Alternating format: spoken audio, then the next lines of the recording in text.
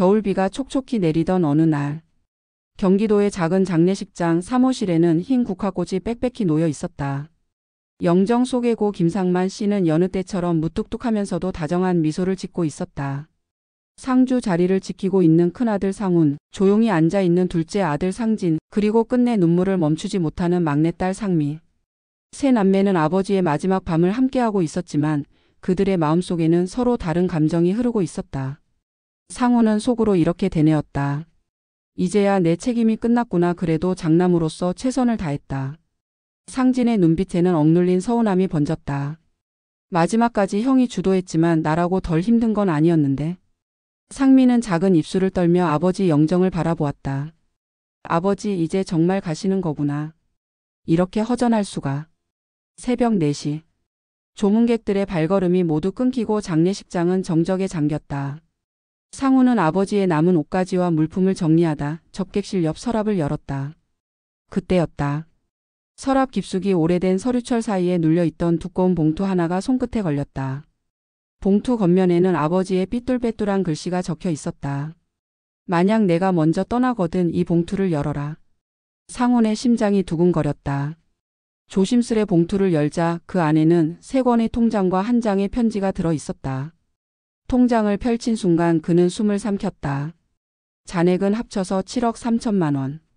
평생 가난하게 살아온 줄 알았던 아버지의 이름이 얇은 종이 위에서 묵직하게 빛나고 있었다.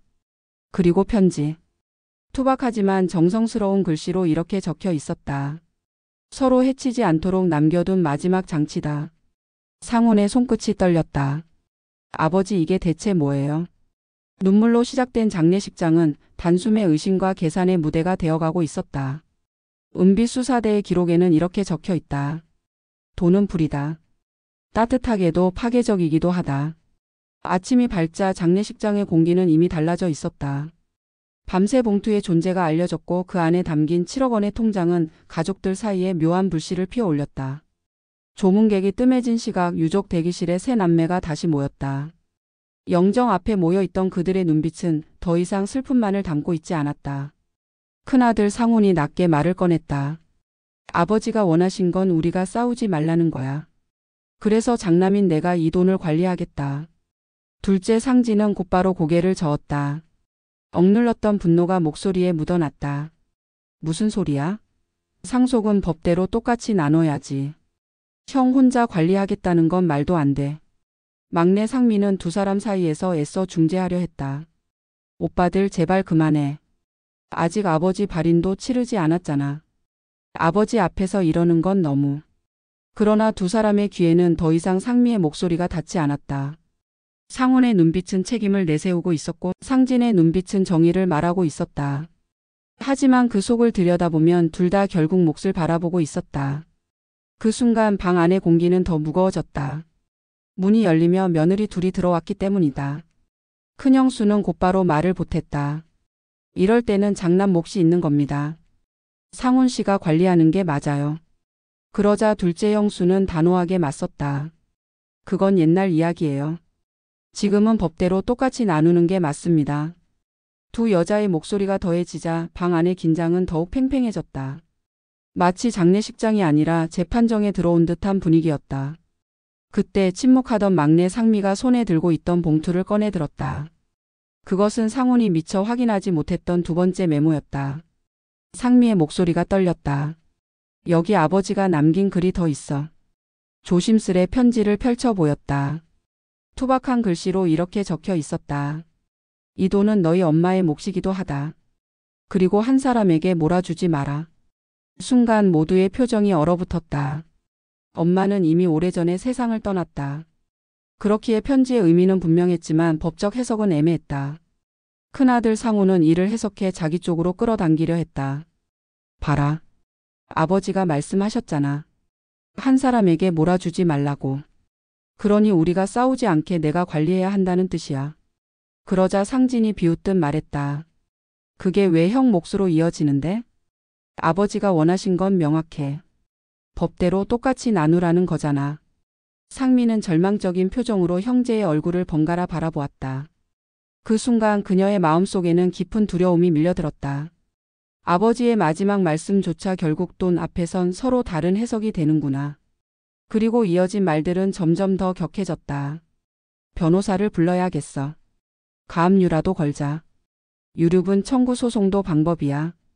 이제 장례식장의 대화는 슬픔의 언어가 아니라 돈과 법의 언어로만 가득 채워졌다. 영정 사진 속 아버지는 여전히 무표정한 미소를 짓고 있었지만 그 앞에 앉은 자식들의 얼굴은 차갑게 갈라지고 있었다.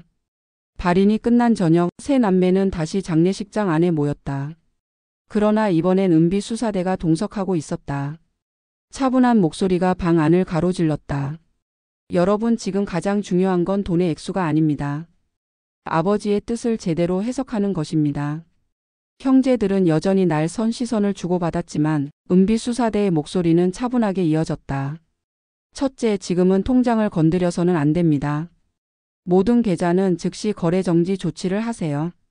둘째, 인출이나 사용은 반드시 공동 서명이 필요하도록 만드세요. 셋째, 아버지의 편지에서 나온 3가지 원칙을 합의안으로 번역해야 합니다. 형제들은 잠시 서로를 바라보았다. 그리고 은비 수사대가 화이트보드에 적어 내려갔다. 1. 서로 해치지 말 것. 2. 배우자 몫을 인정할 것. 3. 한 사람에게 몰아주지 말 것. 그 한 줄 한 줄이 마치 유언처럼 무겁게 방 안에 울려 퍼졌다. 둘째, 상진이 조심스레 입을 열었다. 좋아, 형이 아버지 병원비를 많이 냈다는 건 인정한다. 그 부분은 기여도로 반영하자. 큰아들 상훈도 마침내 고개를 숙였다. 그래, 나도 처음엔 욕심이 있었어.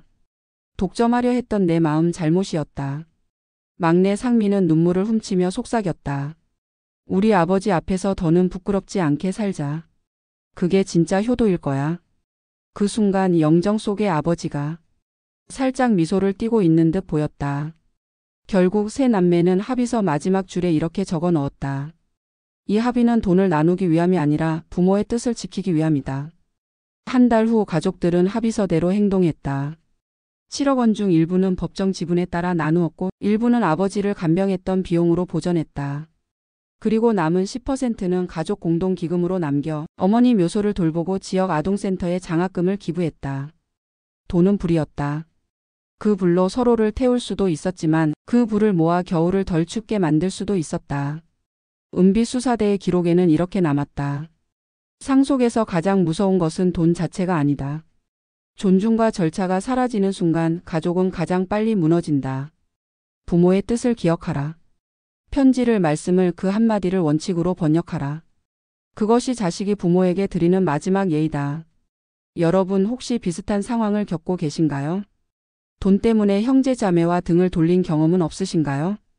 은비 수사대는 말합니다. 돈이 아니라 마음을 지켜라. 재산이 아니라 관계를 지켜라. 그것이 진짜 상속이다. 오늘 이야기가 마음에 닿았다면 구독과 좋아요, 알림 설정을 부탁드립니다. 은비 수사대는 다음 사건에서 또다시 여러분 곁에 찾아오겠습니다.